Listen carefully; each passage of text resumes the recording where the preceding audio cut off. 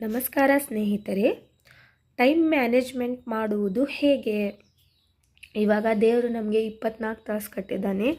ಅದರೊಳಗೆ ನಾವು ನಮ್ಮ ಕೆಲಸಗಳನ್ನು ಈಸಿಯಾಗಿ ಮಾಡುವುದು ಹಾಗೂ ಟೈಮ್ ಮ್ಯಾನೇಜ್ಮೆಂಟ್ ಅಷ್ಟರೊಳಗೆ ನಮ್ಮ ಎಲ್ಲ ಕೆಲಸಗಳನ್ನು ಮುಗಿಸಬೇಕು. ನಂತರ ನಾವು ವಿಶ್ರಾಂತಿ ಕೂಡ ಪಡೆಯಬೇಕು, ಚೆನ್ನಾಗಿ ನಿದ್ದೆ ಮಾಡಬೇಕು. ಆದರೆ ಏನೋ ಮಾಡಬೇಕಂತ ಅಂದ್ಕೊಂಡಿರ್ತೀವಿ, ಆದರೆ ಟೈಮೇ ಸಿಗಲ್ಲ ಅಂತ ಹೇಳ್ತೀವಿ. ಆದರೆ ಟೈಮು ನಮ್ಮ ಕಡೆಯೇ ಇರುತ್ತೆ, ಅದನ್ನು ನಾವೇ ಮ್ಯಾನೇಜ್ ಮಾಡ್ಕೋಬೇಕು. ಒಂದ್ಸಲ ಟೈಮ್ ಹೋದರೆ ಅದು ವಾಪಸ್ ಖಂಡಿತ ಬರೋದಿಲ್ಲ. ಮೊದಲನೆಯದಾಗಿ ಗುರಿ ಸ್ಪಷ್ಟವಾಗಿರಲಿ. ಅಂದರೆ ನಮ್ಮ ಗುರಿ ಸ್ಪಷ್ಟವಾಗಿರಬೇಕು. ನಾವೇನು ಮಾಡಬೇಕು ಅನ್ನೋದನ್ನು ನಾವು ಫಸ್ಟೇ ನಮ್ಮ ಒಂದು ಗುರಿ, ಸ್ಪಷ್ಟವಾದ ಒಂದು ಗುರಿಯನ್ನು ನಾವು ಇಟ್ಕೊಂಡ್ರೆ ಮಾತ್ರ ನಾವು ಸಮಯವನ್ನು ಸೇವ್ ಮಾಡ್ಬೋದು. ನೆಕ್ಸ್ಟ್, ಟು ಡೂ ಲಿಸ್ಟ್ ಮಾಡಿಕೊಳ್ಳಿ. ಅಂದರೆ ನಾವು ಏನನ್ನು ಮಾಡ್ತಿದ್ದೀವಿ, ನಾವು ಯಾವ ಥರ ಕೆಲಸ ಮಾಡಬೇಕು ಅನ್ನೋದನ್ನು ಒಂದು ಲಿಸ್ಟ್ ಮಾಡ್ಕೊಳ್ಳಿ. ನಾನು ಇಷ್ಟು ಗಂಟೆಗೆ ಇದೇ ಕೆಲಸವನ್ನು ಮಾಡಬೇಕು. ನೆಕ್ಸ್ಟ್ ಒಂದು ಟು ಡೂ ಲಿಸ್ಟ್ ಮಾಡಿ.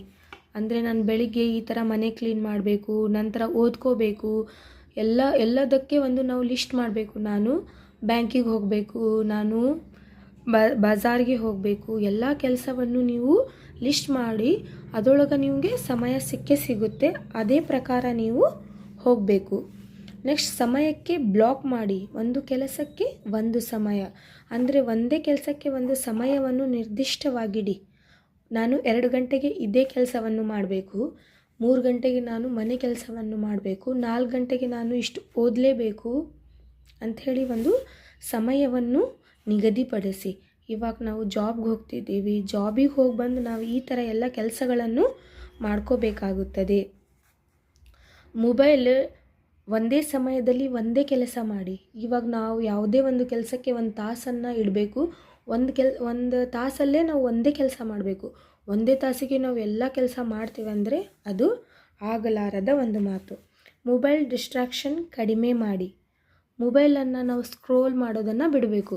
ಇನ್ಸ್ಟಾಗ್ರಾಮು, ಫೇಸ್ಬುಕ್ಕು, ವಾಟ್ಸಪ್ಪು ನಾವು ಒಂದೇ ಹಾಗೆ ಸ್ಕ್ರೋಲ್ ಮಾಡ್ತಾ ಇದ್ದರೆ ಅದು ಹಾಗೆ ಮುಂದೆ ಹೋಗೋದೇ. ಆದರೆ ಅಲ್ಲಿ ಟೈಮ್ ಎಷ್ಟು ಹೋಯ್ತು ಅನ್ನೋದೇ ನಮಗೆ ಗೊತ್ತಾಗೋದಿಲ್ಲ. ಇಲ್ಲ ಅನ್ನೋದನ್ನು ಕಲಿಯಿರಿ ಫಸ್ಟು.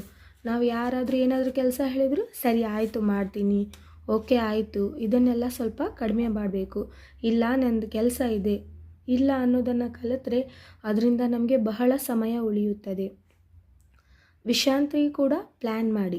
ಅಂದರೆ ನಾನು ಇವಾಗ 2 ತಾಸು ವಿಶ್ರಾಂತಿ ಮಾಡಬೇಕು, ಮಲ್ಕೋಬೇಕು.